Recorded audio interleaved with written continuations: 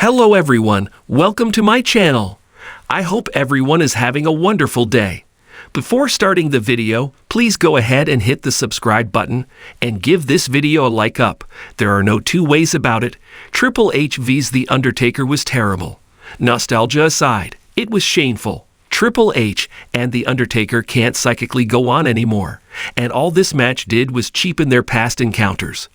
One of my favorite matches ever is the End of an Era match from WrestleMania 28. It is a masterpiece of storytelling, and should have been the last time these guys competed against each other. However, the WWE loves to beat a dead horse, and this most recent match represents everything bad about WWE.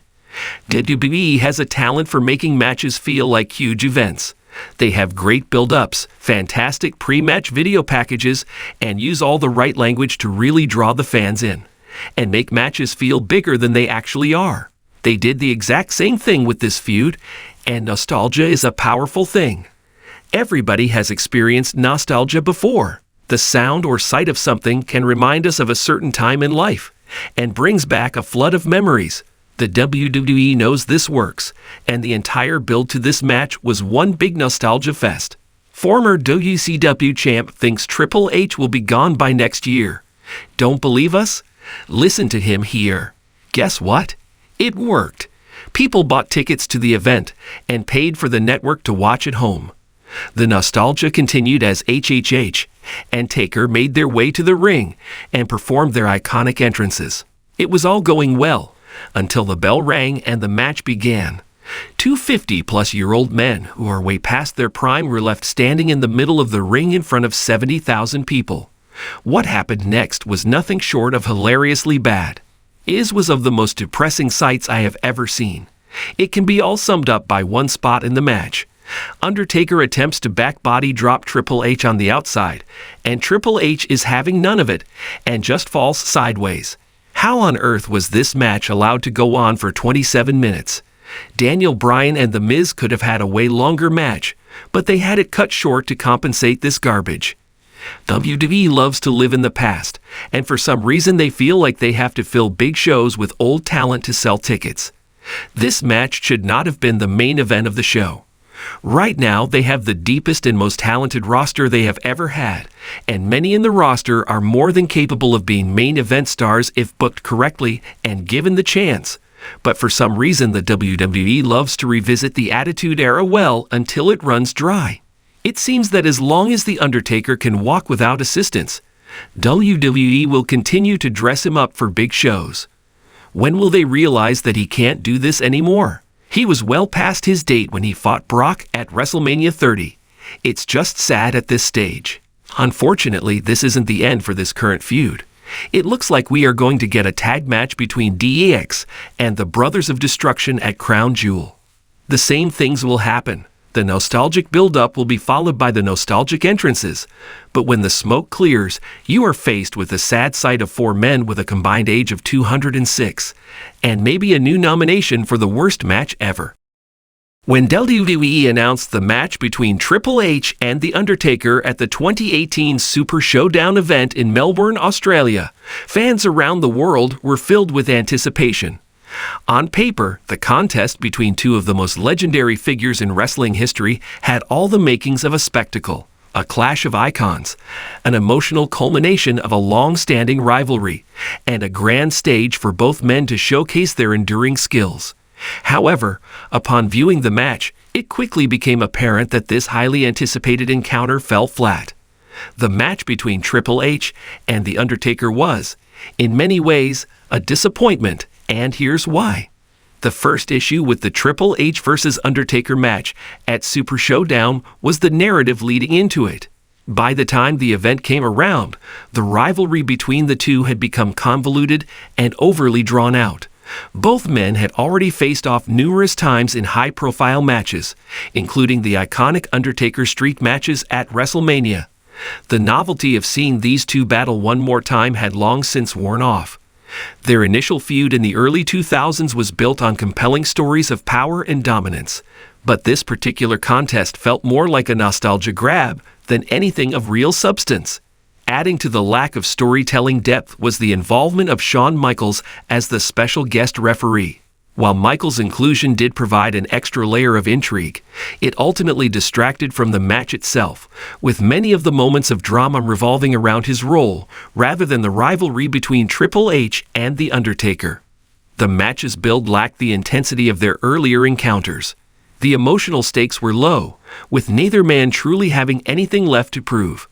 Undertaker had already retired from WrestleMania, and Triple H was no longer in the position to carry the brand on his back as he once was. Their confrontation at Super Showdown felt like an unnecessary rematch, a product of WWE's obsession with legacy matches that, in this case, ended up feeling more like a tribute act than a meaningful clash. Once the bell rang and the match began, it quickly became apparent that neither Triple H nor The Undertaker had the energy or physical conditioning to deliver the kind of match fans were hoping for. Both men, now in their late 40s, have built careers on their larger-than-life personas and their ability to deliver epic battles in the ring. However, their bodies have long since begun to show the wear and tear of decades in the business. Triple H, though known for his impressive in-ring ability, was noticeably slower than in his prime, as were The Undertaker's movements. The action felt more like a series of tired spots, with both men relying heavily on their iconic moves and finishing maneuvers to elicit crowd reactions. Rather than an intense back-and-forth contest, the match seemed like an extended tribute to their own legacies. This was evident in the repetition of moves, The Undertaker's old school, Triple H's pedigree, and even the nostalgia-driven use of signature spots that didn't feel as meaningful as they had in years past. The match also suffered from a lack of pacing. Both men, while legends in their own right, were working at a pace that didn't excite the crowd or build the tension needed for a truly thrilling encounter. There were lengthy periods of time in which the action slowed to a crawl, allowing the crowd to grow restless and disengage. The match never truly gained momentum, and while there were a few brief moments where things picked up, they were too few and far between to make an impact. Another major issue was the overuse of outside interference. Shawn Michaels played a central role, constantly getting involved in the match in ways that felt forced and unnecessary. While the storyline of Michaels potentially turning on his friend Triple H added some drama, it only served to distract from the main event. The action itself was no longer the focus. Instead, the drama was being carried by the outside elements. This ultimately hurt the match, as the crowd became more invested in the external drama than in the actual contest taking place in the ring. One of the key aspects of great wrestling matches is the emotional investment that fans have in the outcome. Whether it's a long-awaited showdown between rivals or a championship bout with the future of a career on the line, a well-crafted story draws fans into the match, making them care deeply about who wins and who loses. Unfortunately, there was little emotional investment in the Triple H vs. Undertaker match. In the aftermath of the Super Showdown match, both Triple H and The Undertaker walked away from the ring, having delivered a serviceable, but far from spectacular performance.